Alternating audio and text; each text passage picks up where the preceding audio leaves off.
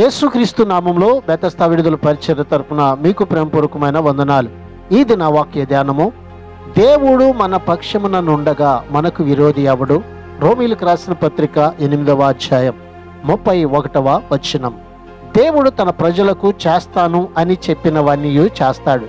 ఆయన చేసే వాటిని గురించిన మన మాటలన్నీ నమ్మకము, స్తుతి, గొప్ప నిశ్చయతతో కూడినవై ఉండాలి. దేవుడు చెప్పిన వాటిలో ఏ ఒకటైనా నిజమా కాదా అన్న సందేహాన్ని మన మాటలలో బయట పెట్టకూడదు.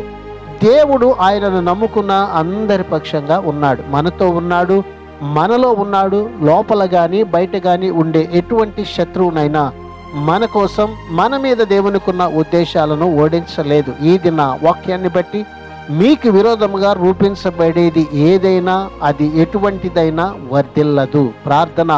మహాగరుడ, మహోన్నతుడ, సర్వాధికారి, నీ మహాకృపను బట్టి మమ్మలను జ్ఞాపకం చేసుకొని మరొక నూతన దినాన్ని మాకు ఇచ్చినందుకు నీకు వందనాలు, స్తోత్రాలు చెల్లిస్తూ, నీవు మా పక్షము వహించి మా విరోధులపై మాకు ఇస్తున్న జయమును బట్టి నీకు వందనాలు చెల్లిస్తూ యేసు పరిశుద్ధ నామములో ప్రార్థించి అడిగి వేడుకుంటున్నాము తండ్రి.